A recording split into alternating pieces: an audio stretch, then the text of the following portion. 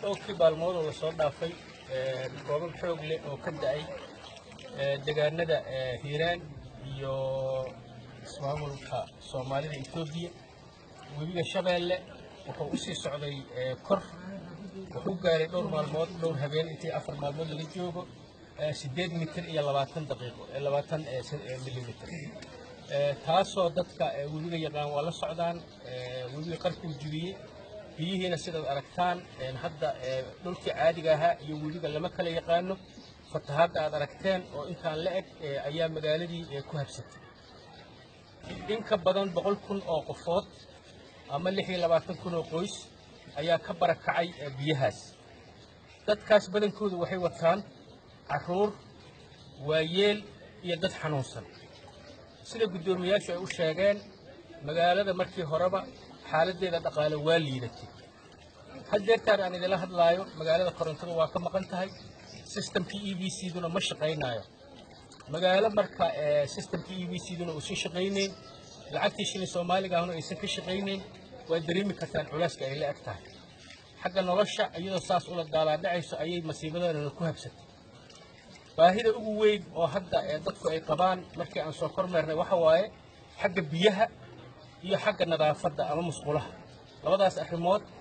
oo asaasi ah oo caadi dadku isaga haysto laakiin markii aysan gacantaada ku jirin dhibaatadeeda waad arkaysaa waxa kale ayaduna baahi weyn loo qabaa gurmad in loo fidiyo dad tuulooyinka iyo xaafadaha qaarkood magaalada ku go'doonsan walaalaheen amisom ciidamada ka jooga dawladda Itoobiya iyo dawladda Djibouti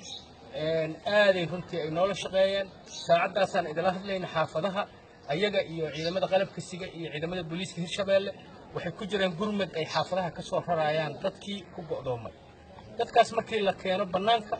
wax nolol oo ka soo horeysa ma jirto run ahaantii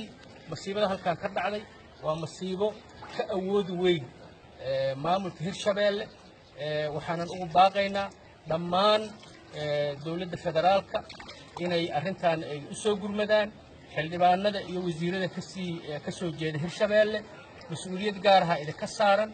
inaad indhaha dawladda ku soo jeedisaan masiibadan halkan ka dhacday waxa kale oo u baaqaynaa beesha caalamka oo runtii arrintan wax qabadkii ay qaban jireen maanta loo baahan yahay inay dadka Hirshabeelle u soo gurmadaan qurba-joogta Soomaalida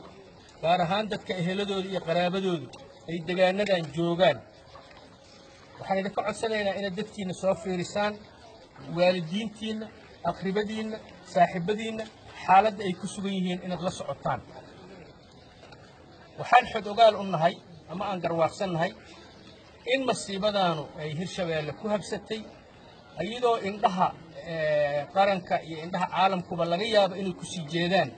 arrimaha siyaasadeed oo ka socda xamar ama meelo kale waxaan leenahay arrimahaasuna dabcan waa socdaan muhiimadooda ayay leeyihiin laakiin adeegii bulshada tii caadiga ahayd tii amniga iyo meelaha masiibooyinku ay ka jiraan in ayadana indhaha lagu hayo waa loo baahan yahay waxaan codsanaynaa oo aan ku baaqaynaa in si degdeg gurmad loola soo gaaro والسلام عليكم ورحمة الله وبركاته.